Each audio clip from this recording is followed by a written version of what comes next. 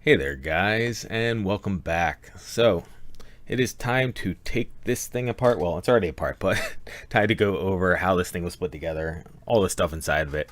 We'll be starting with the physical stuff first, just because one of those things, that's mostly what I do on this channel, and then we'll talk about the specifics on the electronics after that. So, and I don't need the screwdriver anymore, so we'll put that away. The way this was assembled, we've got this center shaft right here. I've got this hub right here, which is screwed down to the shaft. So the point is that this whole entire central wheel right here needs to be hooked to the shaft. I needed a way to do that in order to move the shaft, so I needed a set screw. I didn't have the collars at the time that I've since picked up for the joystick. I was considering gluing it down to the shaft, but I didn't really want anything that permanent, so that's where we're that's how we ended up here. Now the reason why it is in two pieces, and I'm just really quick turning music on because I forgot to turn it on before stream. Oh, and let me turn my speakers off. There we go, sorry about that. So I was thinking with this being two pieces, one, it would be easier to get to this set screw, you know, with my Allen keys, you know. It's because the rest of the case is not in the way. Well, this wasn't going to be in the way, but this outside wall wouldn't have been in the way, or this one technically. So that was the first idea. And the second idea is that in theory I could line this up, position this in here without everything else in the way. So I could position this in here and then put this guy on there. Well, suffice it to say, I'm an idiot because this obviously goes on that side. Now, you'll notice the magnet just came off there. Not on that end. It is now stuck inside this bearing. That is one other problem I had with this. I normally use hot glue for a lot of stuff that I don't want to affix permanently. And again, I didn't want to really affix anything here permanently. Problem is that hot glue doesn't work on this, doesn't work on metal very well.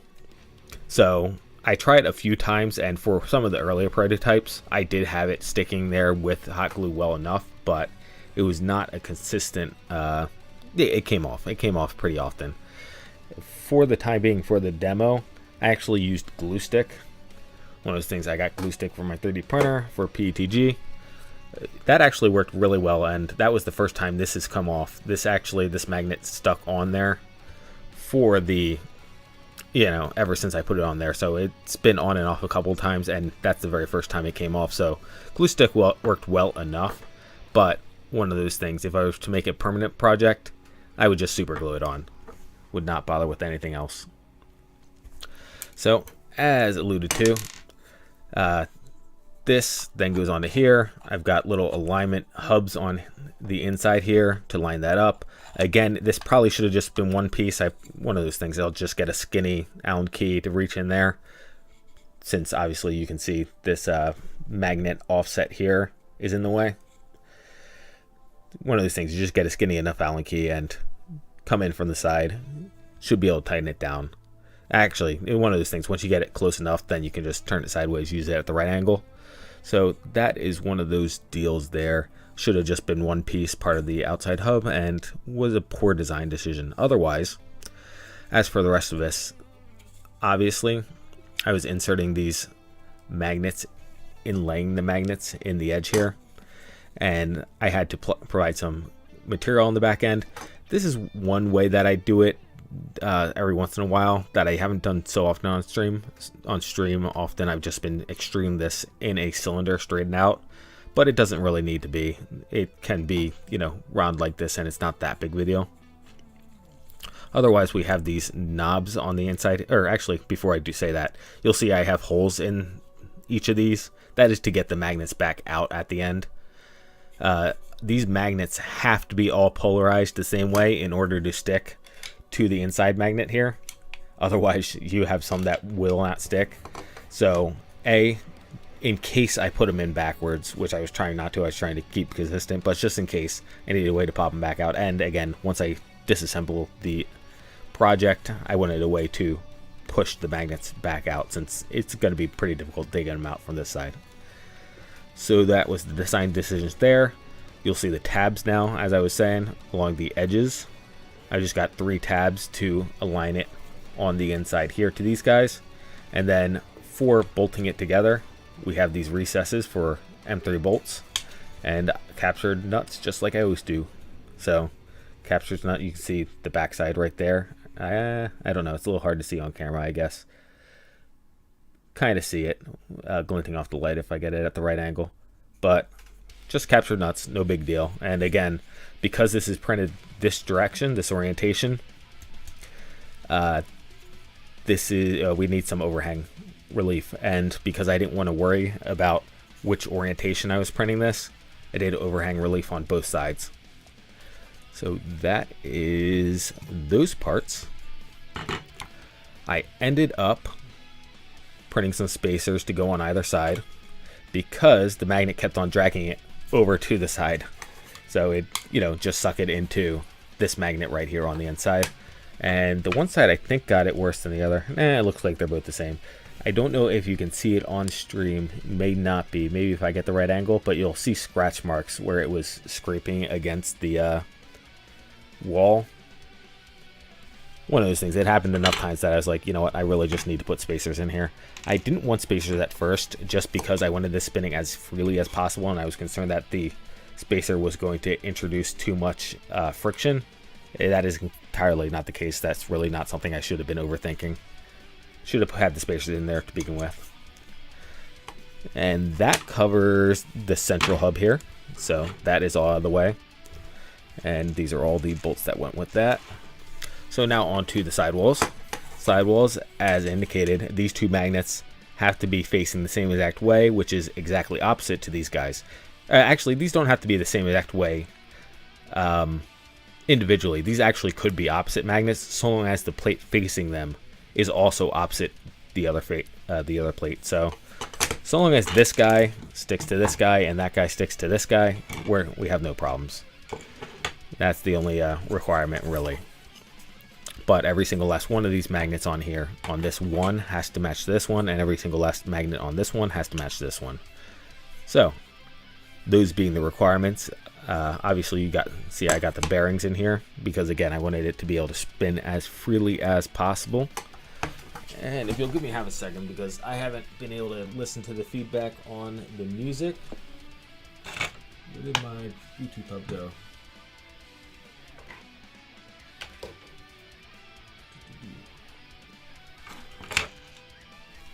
Never mind. Alright, I guess I'm not listening to the feedback on the music.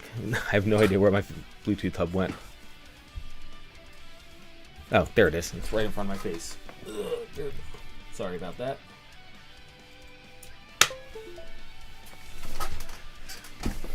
One of those things, just a little bit paranoid. I've got the same exact, well, I don't have the same exact stream setup because I accidentally overwrote my freaking streaming scenes. The way my stream software displays stuff, I accidentally overwrote that with the samples. But when I had scene 1, scene 2, and then the VTuber model, that overwrote the other one. I accidentally hit the save button. Whoopsies. So anyway, and this is good that I'm checking, because I actually do not see music running when I thought I started it. Maybe it just stopped when I plugged my headphones in. It's a possibility, because it definitely was running when I had the speakers on. So let me hit the next button here. Alright, there we go. Might have just stopped when I plugged the headphones in. Alright, so these sidewalls cover the bearings, cover the magnet. So which to start with first? I guess we'll start with this guy first. So this is what holds the encoder. This is the magnetic encoder over here. It's very simple. Well, I shouldn't say very simple. These holes are actually countersunk all the way down to 3 millimeters. Just the 3 millimeter wall between the back end of the screw, the knob of the screw, and the outside. And that way I don't have to use 30 millimeter M3s in order to get all the way over here. I can use much smaller ones. Otherwise, obviously, capture nut on the back side, and it just runs through and connects through. The one problem I did have with these guys is, again, my my PLA settings are not the same as my PETG settings, not set up exactly the same. So I actually, as you can see, this guy, for whatever reason, keeps on falling out. So normally this would be pressed in tight, which this one, again, not entirely sure why. This is PLA, so it's not material I normally print in, but whatever reason, one of these was tight, one of these was not. Could not explain it to you. Otherwise, these two guys obviously get on the ends of here, and then these little blocks right here are for the electronics box. So the electronics box gets pushed up into there, as you can see, on both sides. In theory, this top section would be assembled with the barrel before we put the electronics box on. So you do push the electronics box up into the frame that you already have assembled, and then, just like everything else, M3 bolts through the bottom into these top parts where the nuts are captured to keep it together. And then for the electronics box, I didn't bother with any specialized outputs. Like, for example, on the board here we have the stereo output and we have the USB output input, USB output / input. So those are the two things I needed access to, plus this ribbon cable to connect to an encoder. I didn't do anything special with these. I just put holes in here and then just ran stuff through the holes. Decided it was not really worth the hassle. And then the toggle switch is something I forgot to add in, so I just drilled through the front of the with the appropriate of the electronics box with the appropriately sized drill bit, and put the toggle switch in there. Right there, toggle switch. So that was simple enough. And then one of these things, same exact deal here with everything else, recessed, captured nuts with some relief for the overhangs, and the bottom of the case just sits in right there. And I did give it this little lip right here just to help keep it inset and aligned. Otherwise, goes in flush, and in theory, once everything is bolted down, one of those things, it's going to sit a little bit off right now, but when everything's bolted down, it sits flush across the bottom. So that is the physical design. I guess I'll start with the stories now, because again, if you've been following the channel, this has been a bit of a nightmare. So since we're talking about the physical parts right now, the PLA, again, I hardly ever print in it, and my Prusa was refusing to print in it for forever. And I meant to bring the bag. Oh, the bag's right here. Cool. So after I finally got some yellow pieces successfully printed, I then started on the barrel. And this is one of those things, if you're following the channel, like I said at the time, it took me like 2 days straight just to get the yellow walls printed before I started on the barrel.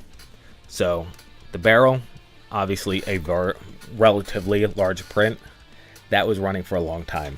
And when I got back from work, sorry to hit the microphone, but this is what I had.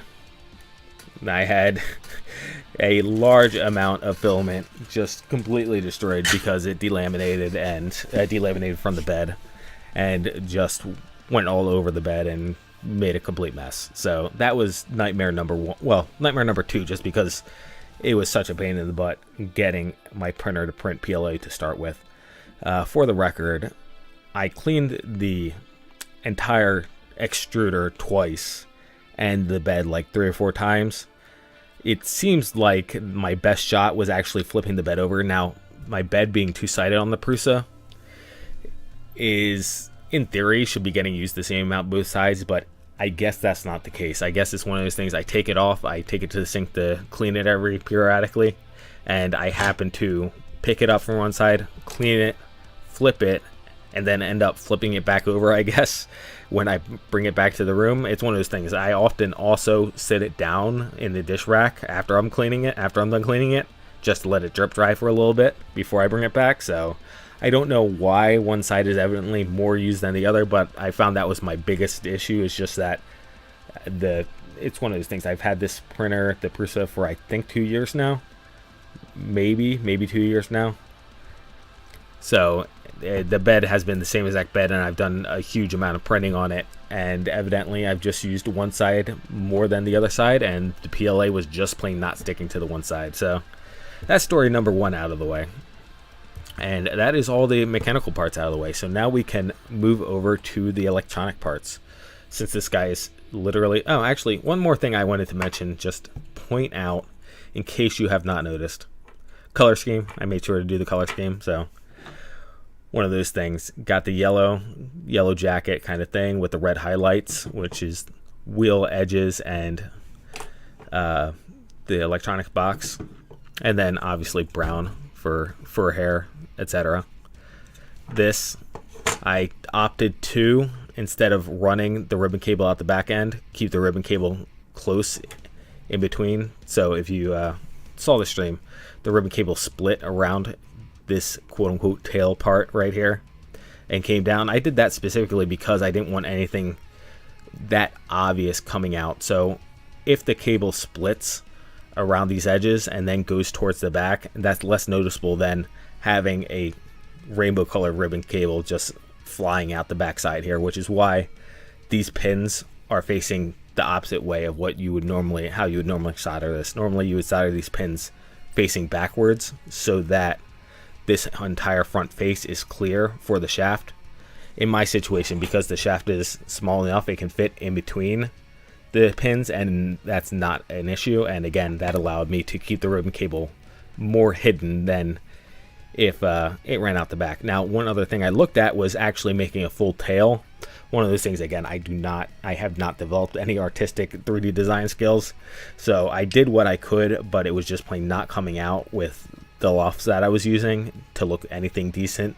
Had I been able to do that, I could have spun these pins around, and then I could have exited out the backside and it wouldn't have been as noticeable. But if I just put holes in this and had them coming out this side, that would be a lot more noticeable. So that is why I did it this way, why the pins are facing this way, and yeah, that would be the whole story there. So let me slide these guys this way.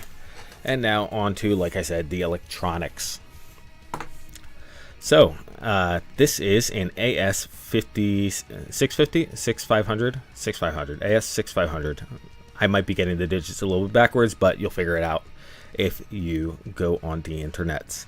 It is a magnetic encoder, which means that this guy right here is actually magnetized instead of face and back, face and reverse face. It's actually magnetized down the center. So the right hand side is, let's say, positive, and the left hand side is, let's say, negative. Again, I'm not sure entirely because I don't have any kind of sensor or anything like that to tell me which side is positive or not. I mean, I guess I could hook this up and probably figure it out. But point being is that since this is rotating, since this is rotating parallel to the sensor knows which side is positive and which side is negative. The sensor being this chip right here. This chip in the center right here can tell which of these sides is positive, which side is negative, which means that however it's turned, however it's picking up in this circle, it can tell the angle there for at that point. So that's how this chip works. You'll see here we have VCC out and ground on the one side. Well, one of those things on camera, I'm not sure how well you're going to see that, but one of those things you can also look up a diagram, and then direction, SCL, SDA, and GPO. So the out, I believe, is an analog output. It's one of those things I didn't need it, therefore I didn't even bother reading up on it, but I imagine that's an analog output. The SCL and SDA is what we need for Arduino. That's the I2C, IC square, or I squared C, however you want to say it, IIC communications wires. Serial clock, I think, and serial data is what I believe it stands for. Off the top of my head, it's one of those things, information you never really need to know, but you know, if you want to look smart, you can say it. Important thing to note. So first off, I'm using Seeduino, not Seeduino, Seed Studio. Sorry, Seeduino is something different. That's an actual Arduino chipset, but Seed Studio is what I'm using for the module to run this, the library rather, to run it.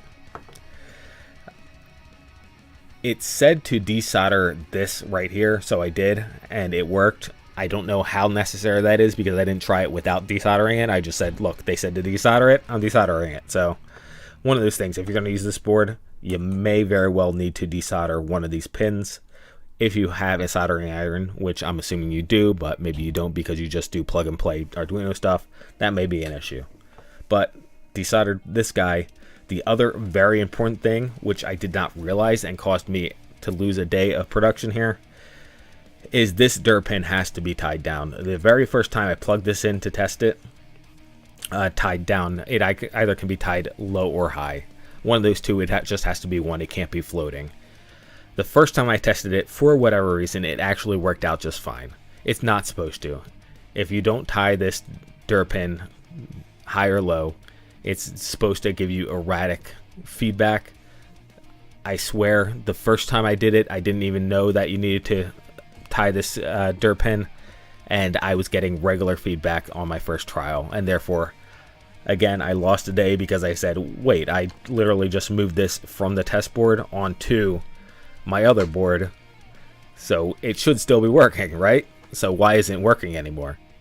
And read through the documentation, found out it needs to be set it, fixed everything. So that's one pitfall you're going to want to watch out for. At this point, since it makes sense to, I will go ahead and hop over to VS Code and go over the relevant code. So let's hop over there. I do not need your C++ stuff right now. So one of those things, this is largely stolen out of the sample script that they give you for the magnet. This is the library for the magnet up here. If you're familiar with C++, it's easy enough to go through this and get a general idea of what's going on here. But if you're not, the Seed Studio has full-blown example scripts, so you can figure it out from there. Otherwise, for the rest of this, obviously, we initialize the object up here. This is one of those libraries where you initialize the object at the top and just use it as a global variable. At least that's the way they tell you to do it. And then, let's see. All right, here we go. So all I'm using here is get roll angle, and I'm actually not using the convert to angle function that they supply in their sample scripts because it really doesn't matter. Unless you're going to be printing out to something that cares, like a person or a program that only understands angles, then you don't actually need to convert this raw angle to degrees. It's a bit unnecessary because, you know, it's whatever. In my case, one of those things, to get the face, I just divide this raw angle by the number of faces, which would be 6. Actually, I take that back. Evidently, I did not do that. Evidently, I took the 1/6 of the thing and divided by 1/6 of the thing to get 1 through 6. That makes sense. That makes a lot more sense. Otherwise, I'd get a number between 0 and 682.5. Ignore what I just said. I divided by 682.5. That way I got 0 through 6. There we go. And obviously that's rounded down with int. Otherwise, for the spinning part, there are a bunch of ways you could do this. I kind of bodged this together. I just kind of threw stuff together to make it work. A more interesting idea, and an idea that we might have to visit when we're doing other projects with this chip, is to actually use the sensor to get a sense of momentum. As it is, I'm just checking to see if the last angle, well, first off, I'm giving myself a little bit of delay because the wheel is not going to stop immediately, and that's why sometimes when I was doing the demo, it was taking 1 to 2 seconds just to play the sound because I have this delay in here. So if it stopped spinning immediately before 750 milliseconds offset, then I'd have to wait another 750 millimeters offset. And this down here stopped 3. So that's actually, I was waiting till it was stopped for a full 3 cycles. So it needed to be stopped for a full 3 cycles before it actually said, okay, we're good. We're not actually spinning here.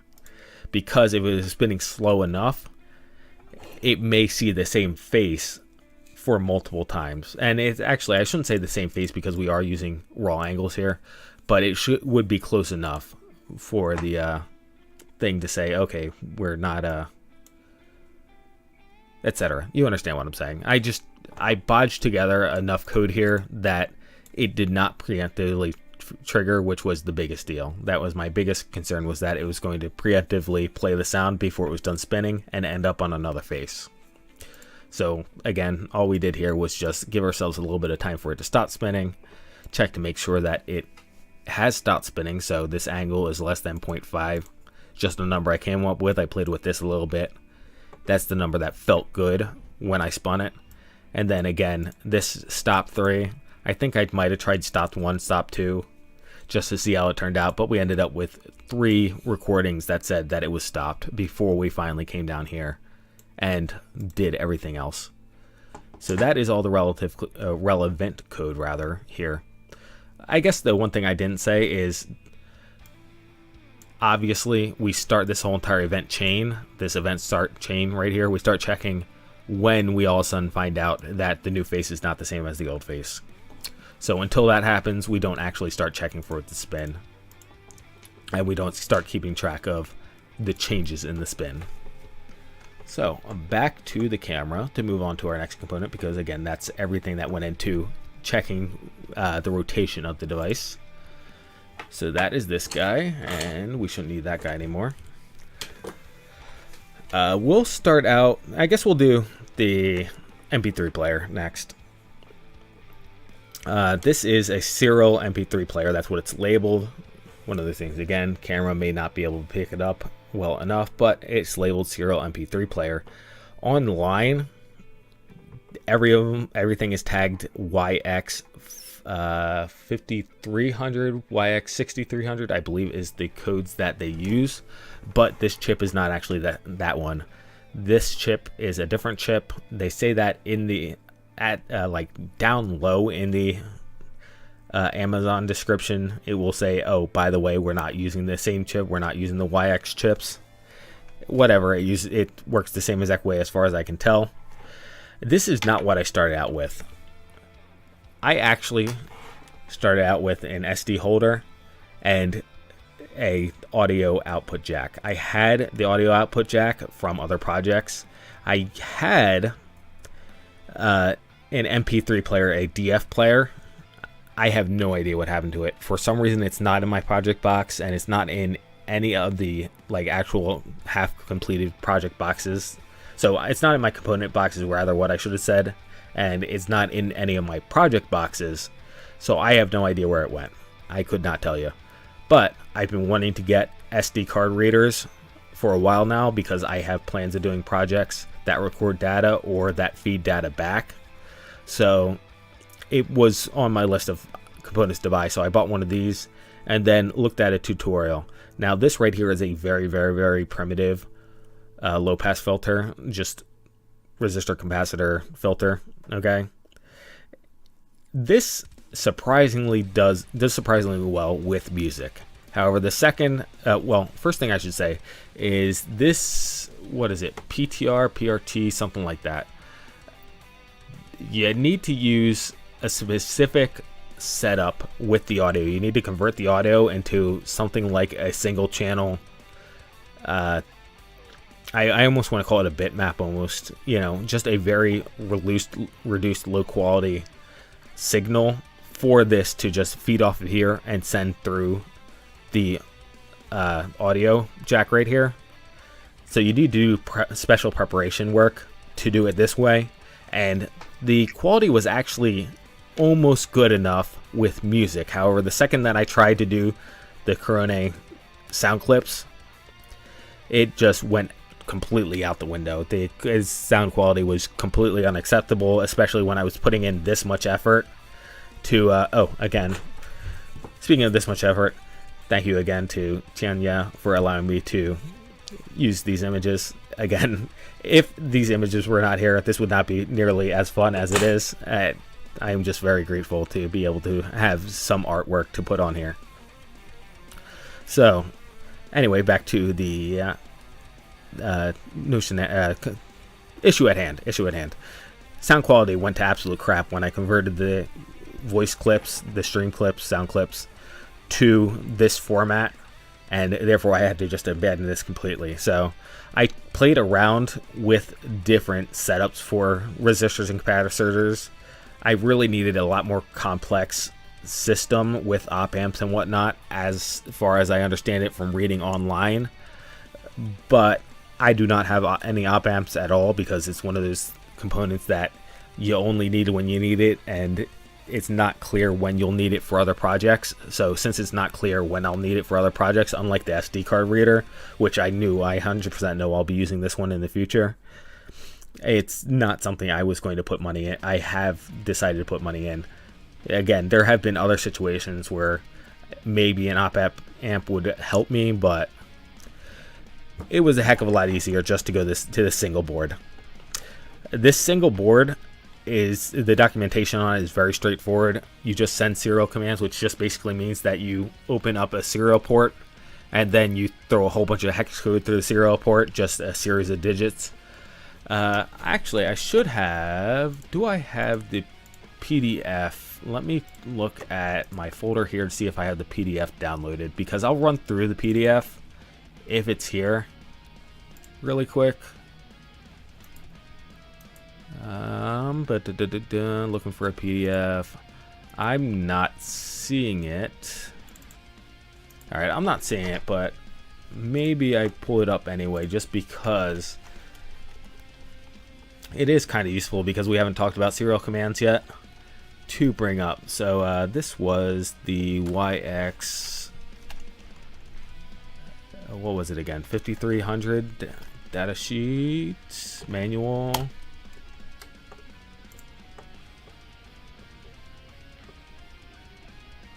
Yeah, this looks familiar. I think I had the 1.2 version. Let's see if I can't find it. So the other one would have been 6300. So give me half a second. This probably was something I should have thought about before. There's 1.01. You know what? Good enough. This should be good enough. So let's hop over to Edge, since I'm not going to bother downloading it right now. So we come down here, right? And all this stuff is basic stuff, but here we go. Here it has a list of commands, okay? And you can see up here, this is the order of bits that it's expecting to get. So it has a start bit and an end bit, and then you send through a bunch of other bits. Here, you can see the command right here. Length of bits, first off, is important. And this feedback flag, whether you want it to feed back to you. Now, when I was doing the demo and I said I had those lines that said, you know, finish playing, etc., that was the feedback. So I was accepting feedback, and then I was spitting that back out on the serial monitor for us to see. Otherwise, you can see right here, all these commands, they basically start with the same exact 3 bits. The 4th bit tells you which command it is, so you see that's why it's highlighted in blue. And then the next bit is, like I said, the bit, byte, whatever it technically is. The next hex code is whether or not you need feedback. So this would be either 00 or 01 for feedback. And then these last two right here, again, assuming that you're only sending 6. Again, technically, as you can see right here, it says the length of data is not limited, although you do have to set it accurate. You have to set the length accurate right here. But theoretically, you should be able to send more than 2 of these bytes right here, 2 of these hexes. And depending on the code, you either need 1 or 2 of them, or 0.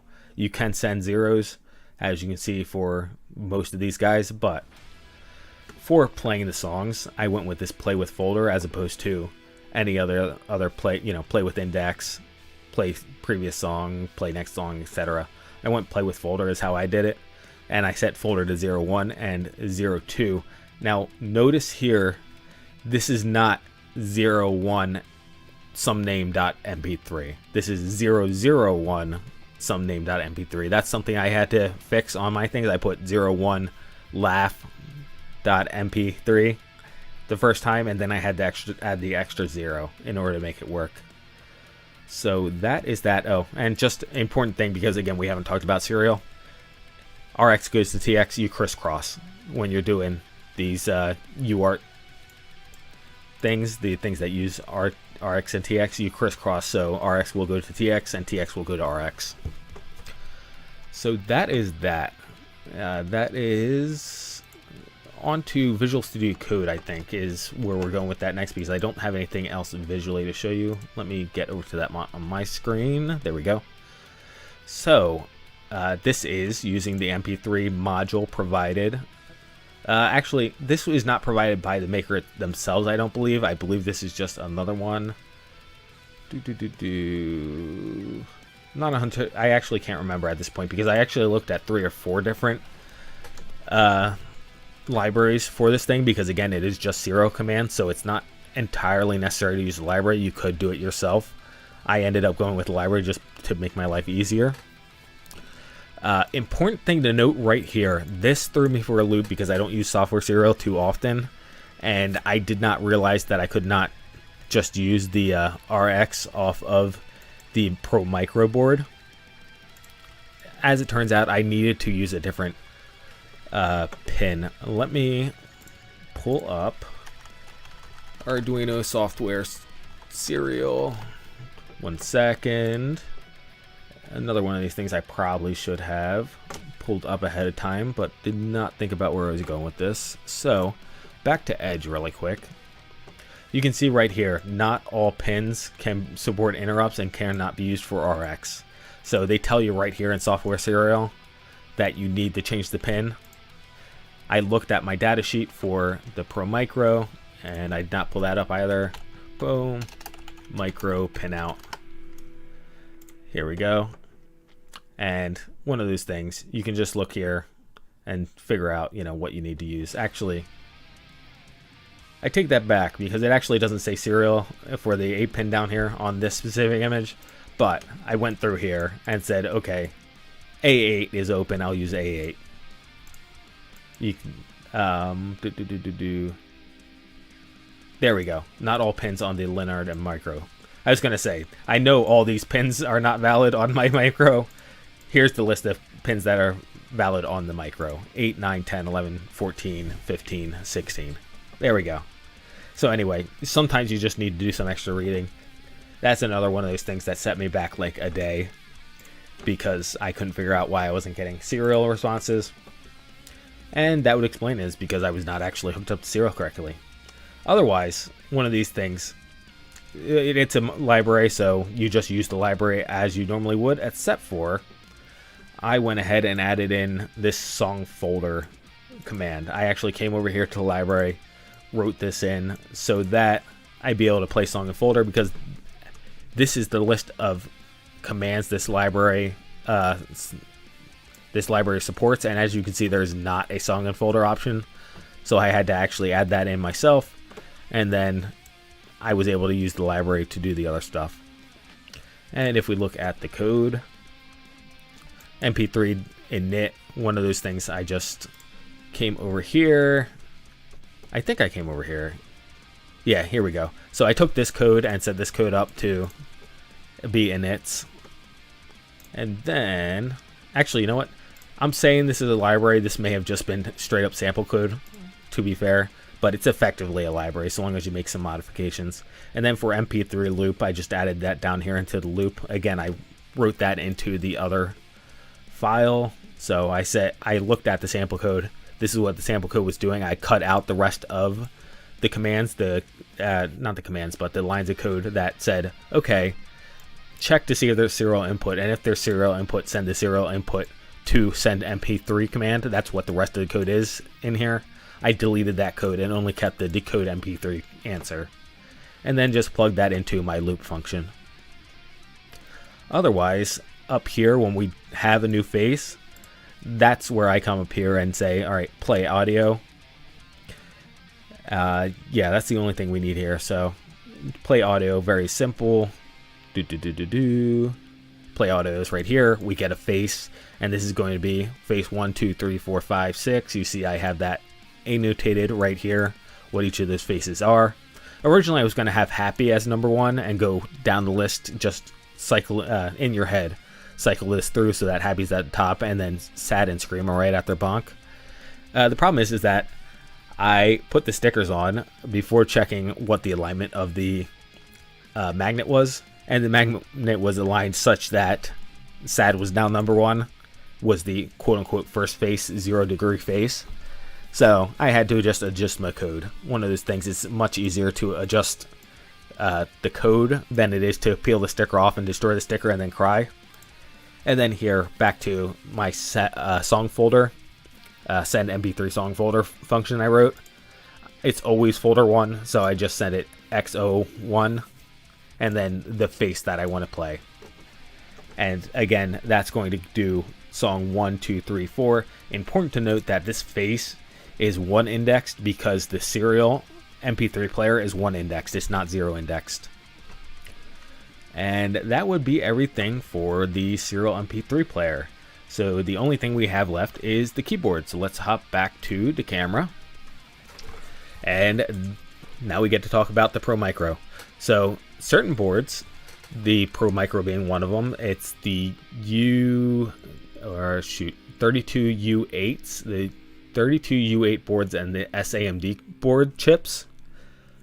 The main chips running the Arduinos are the ones that can easily just plug and play as keyboard, mice, peripherals.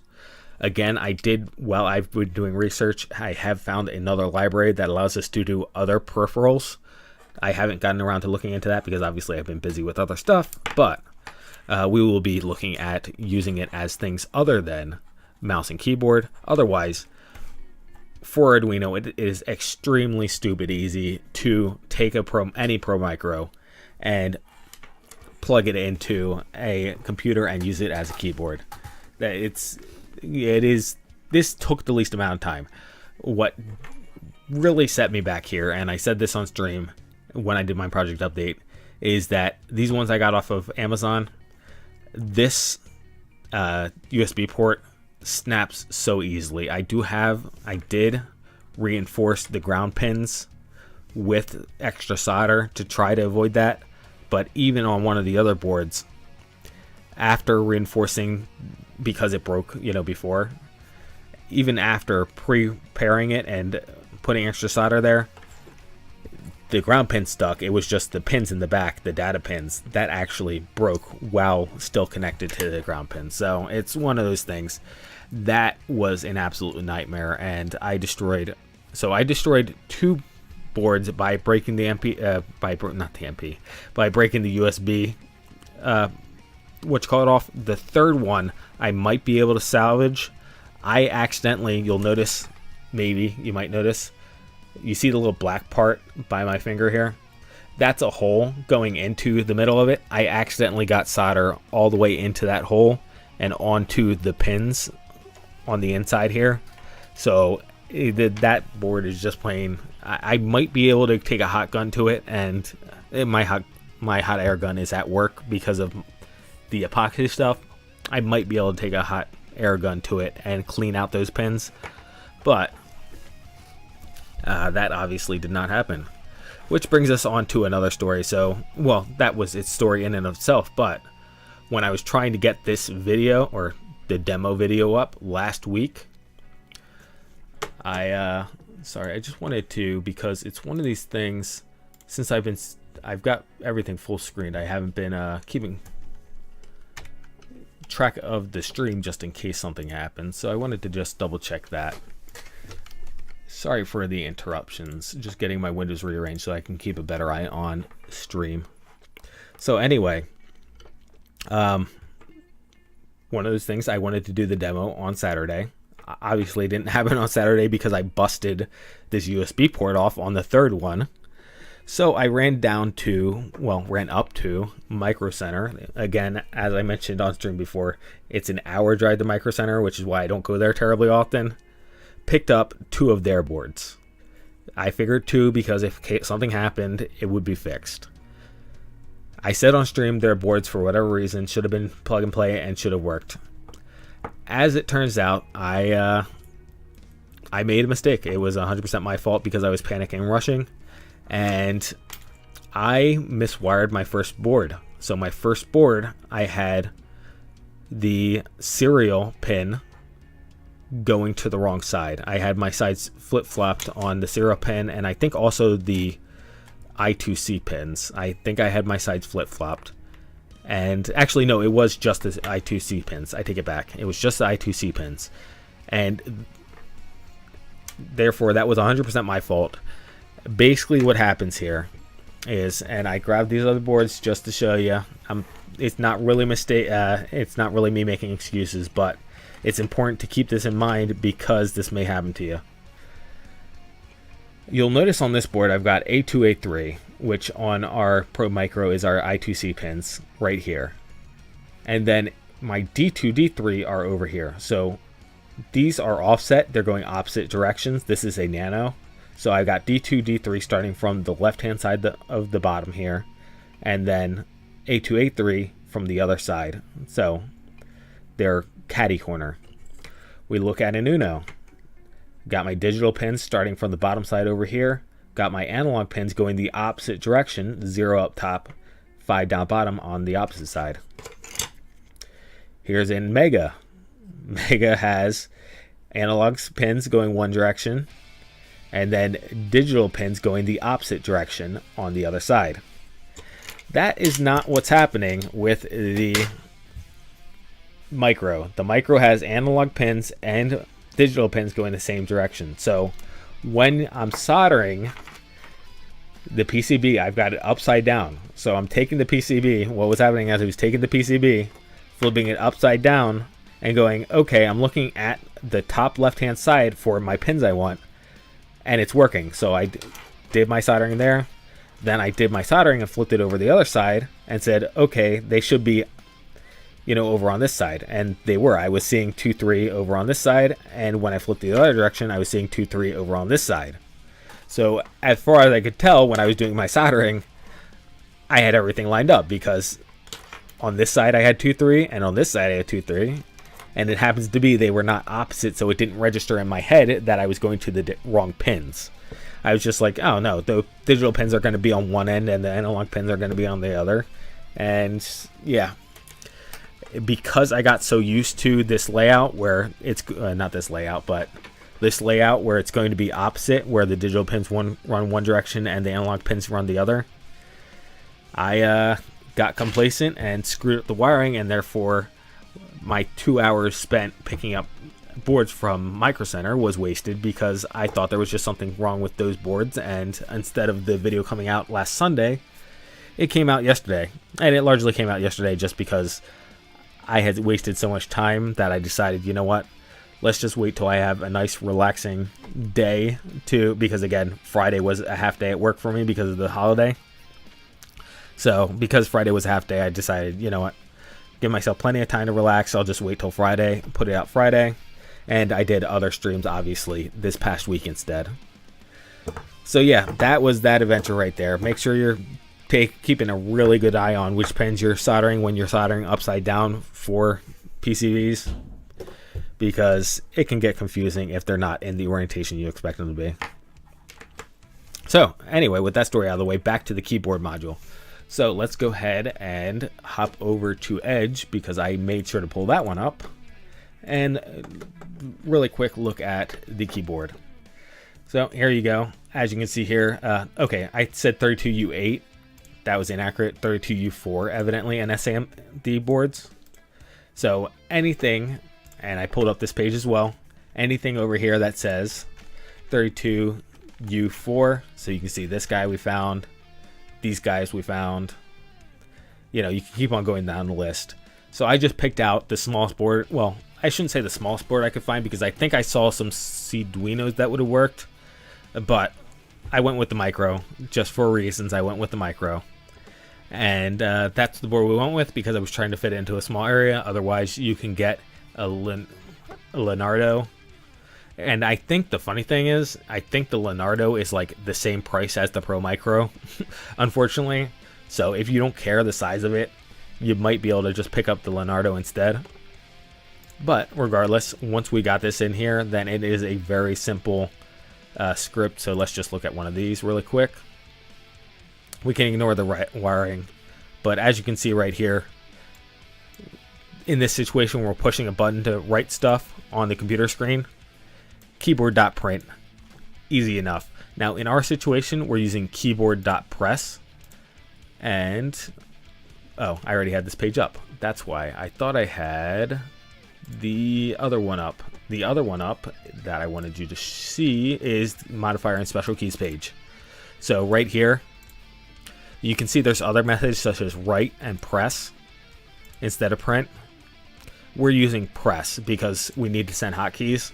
So that's the one big difference here. And then the other important thing to note is that my Arduino install did not have an updated library, and therefore I had some errors when I was trying to do keypad 1, 2, etc. Again, I ended up using the number pads. So I had to go in and update the library through the library manager. So if you get that error and it says key KP1 has not been declared in this scope, that's what's going on there. Otherwise, because as they say down here, they actually support other stuff, and because everything is just literally in hex code, I came over here, found a website that had this stuff laid out, and I tried a whole bunch of these weird characters, and by a whole bunch I mean literally the whole entire list multiple times, trying to get my computer to recognize them, and unfortunately that did not work. So first off, sending them as decimal codes is how I started.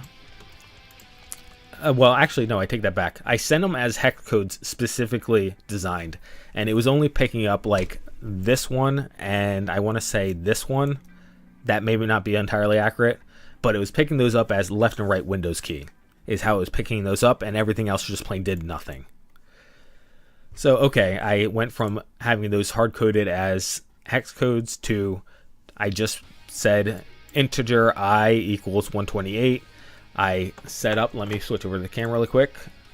I set up this board right here with another micro, and every time I hit the button, it sent an incremented code to the program, and then I hopped into my streaming software and into the hotkeys thing and saw and checked what the hotkey setter, the automatic hotkey setter, was calling the button. And as it turned out, it was not anything useful. It was not calling it, you know, C whatever this C Cedilla Mahuskule C Cedilla, I guess. That's my guess. Sorry. Let me switch it back to Edge just so you can see what I'm trying to pronounce right here. This guy right here. So it was not giving me any of these guys. It was giving me either random stuff or nothing at all. So I then tried setting the initial character instead of an integer, specifically 128 instead of doing a decimal 128. I said, okay, we're going to start with OX. What was it? It doesn't actually tell you here what 128 is, but let's say OXD8 or something like that. I said OXD8, and then on each button press ++ and tried doing it that way. That way, actually, for some reason... Oh, no, that one actually gave me the same output. I take it back. That one gave me the same output, which makes sense because it doesn't matter to the Arduino whether that is decimal or hex, really. You should be able to supply both. Now, the third thing I did was I actually copied this all. I highlighted this whole entire table, copied it into Visual Studio Code just to use regex replace, so that I could get it down into a list, into an array, and then I put that whole entire array directly into the code. And I don't think I'll be able to pull it up over here. Yeah, it's on my other user account on this computer, so I won't be able to pull it up. But I basically just declared an array with all those characters in it and tried sending it that over. And you can just imagine right here that being that, and then on every button push it just increases the index. So the result with that, it was actually pretty interesting because 90% of them were F2, my streaming software actually said, okay, that character you sent over is F2, and otherwise it was F1 or F3. So, long story short, the extended character codes back over there, these extended character codes, as far as I can tell for my keyboard, for my computer specifically also, because it may be locale based on the Windows locale setting, none of these are recognized as hotkeys in my streaming software. Again, can't tell you exactly which part is failing, whether it's the Windows or the software part. But unfortunately, we cannot use any of those, which is why I ended up back over at the numpad buttons, which I would prefer to avoid, just because there may be situations in which you don't want to do that. But, you know, it is what it is. So I just basically made up these two switch cases. So this mode right here is the toggle switch that I added. So if the toggle switch is on, we get this guy down here. If it's off, we get this guy. Not mode, right, is off. So 0 not is true. And then it's just a switch case on face. Again, faces in general are 0 indexed unless we were working with the MP3 player. And then it just came up here to my fire hotkey function, which again, as I said, was just press, press, press. And then I didn't say this part, but you obviously, if you're holding down the key, you have to release it afterwards. You want to release it afterwards. So that is how that works. That is, again, it's an extremely simple, straightforward way to do to use the micro, is to use it as a keyboard. I have not looked at using it as a mouse, but I assume you just send analog signals back. And I did mention this on stream last night, but I ran out of digits because I needed 12 altogether and ended up with plus and minus right here. So that is, I believe, literally every single last thing that went into this project, as well as all these special stories that made the project special and hectic. So, is there anything else I'm forgetting to say? Let's see. I'm just looking around my room really quick to see if there's anything else worth mentioning, and I don't think there is. I think I got everything. Oh, actually, there is one more thing. We'll hop back to the camera really quick. I should have covered this when I was talking about the magnetic encoder. Last night on my stream, I said an absolute encoder is pretty much better than an incremental encoder. That's it's one of these things. I try not to make very large suggestions like that, like very overblown statements like that. Absolute statements is probably the word I'm looking for here. I try not to make absolute statements. There may be reasons why you want to use an incremental encoder over an absolute encoder. I can't think of any at the moment. Fact of the matter is that it is kind of difficult to get a rotary encoder that is smaller than this, aside from, again, a potentiometer. So in terms of size, I mean, I can't think of any reason why you would not want to save on size. Now, in terms of specifically this magnetic encoder, yes, you may be in situations where there is magnetic interference and this guy would not work. Okay, I can understand that guy. One of those things, valid argument why you would have to use something like this instead, but it's one of those things in every other situation that's kind of rare, right? That's a kind of rare situation. In every other situation, I think I would prefer to use this guy over this guy. The one other benefit I will say for this guy is that the shaft is built in, so you don't have to add extra material. So the only real question is it that much of a hassle to get a shaft to actuate this encoder?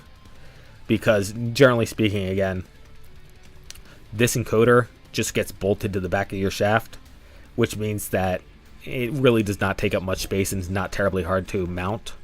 So, you know, aside from not having to spend the material on this guy, and I'll admit, it doesn't spin very easily in my hand, but with my other encoder stuff I've done, it is basically zero friction. I mean, I shouldn't say zero friction. Again, that's a pretty ostentatious statement, but where I'm going with this is that you might sit here and say, oh yeah, this guy has absolutely no interference with the shaft at all because it does not touch the shaft. And this guy, I'm not going to say this guy is that much worse. I mean, I have not noticed any real drag using this guy that would make it not appropriate as opposed to this guy. So I'm just trying to balance out my commentary here. Yeah, at the moment I can't think of any practical real life situation where I have enough interference where this guy's not going to work, which is the only situation I can think of where you don't want to use this guy. But this guy's really not that bad. And because everything's self-contained, it does have that benefit going for it. I don't know. It doesn't seem one of those things. Skateboard bearing shaft, 8mm shaft, you're done. I mean, the skateboard bearing is literally that tall in comparison, so you're saving that much space on it. I don't know. It's very, very difficult for me to find a situation where this is inferior to that, but I just want to be clear that I'm not going to sit here and tell you only ever buy, absolute encoders, never buy an incremental encoder like this guy. It's one of those things. I think leaving your options open is good, which is why I really wanted to correct myself on this guy. So, yeah, I believe at this point that is everything. So, I am a bit busy today, and I might be able to squeeze in an afternoon stream early on in the afternoon. We'll see what happens. Otherwise, streaming will most likely happen next tomorrow. I do have... okay. I can get this back. Here's the y-axis for the mini CNC. You'll see I have 2 of the tail plates. I'm going to need a 3rd one, unfortunately. I'll talk about the changes that had to be made to this when we get there, when we talk about it, but this is obviously a stream that's coming up. So that is printed and ready to go for the next stream, a mini CNC. And then obviously anything doing with the arcade controller. Obviously, I should say really obviously, I teased these guys before. These are keyboard switches, and we will be, now that we have all this out of the way, we will be making an actual stream deck. So that is a very obvious next project that we'll be working on. Otherwise, again, I'm very interested in, back to the encoder, doing some real-time feedback to a website, either via JavaScript or via a Python backend, maybe, probably both. So I'm very excited to be looking into that project right now. So expect that one coming out. Otherwise, I still haven't... It's one of those things, I've had time, and for some reason I just haven't put the time into fixing the buttons on our stick here. The buttons on our stick, if you didn't catch the stream, they're a bit sticky, and I think it's just a matter of tolerances is all it really comes down to. I just have not put the effort in. This, in case you're not familiar, is a fun little mouse type setup that attachment that I was going to plug into the joystick base that we made. So you can imagine this on a joystick, like on an arcade joystick. You have 3 buttons, got a thumb button there, so 2 clicks and a thumb button that you can add to an arcade joystick was the idea here. So again, I haven't really gone anywhere with that project, but it is still up here sitting on my desk, reminding me that I'm being lazy with it. And as for other projects, obviously we have the last one that's coming to my mind right now, so we're at the end of the list. The last one that I can think of right now is the streaming animation program. And that, obviously, we have everything cleared out on, so as I keep on saying, and I've said this probably half a dozen times now, we will be doing pathing and basic AI for that guy. So once we get there, we get there. I'm sure one of those things, if that's one of those streams that you like, it's probably been a bit of a pain in the butt over the past 2 weeks since I've been working on all this other stuff to not have many updates with that. I only had the first update in about 2 weeks this past week. So that is, obviously, everything is unit tested and in order, so now I can get back to actually doing good stuff with it. And once we have that good stuff, then we can apply it to stream and actually have some interesting stuff up on screen. So, yep, that would be all the projects I can think of off the top of my head that we have active right now. I really should keep a list just in case. Oh, the deck box, I guess, is the last one, but let's not talk about that one. Regardless, thank you for watching, and I hope wherever you're at in the world, you're having a great and wonderful day, afternoon, or evening. I will catch you later.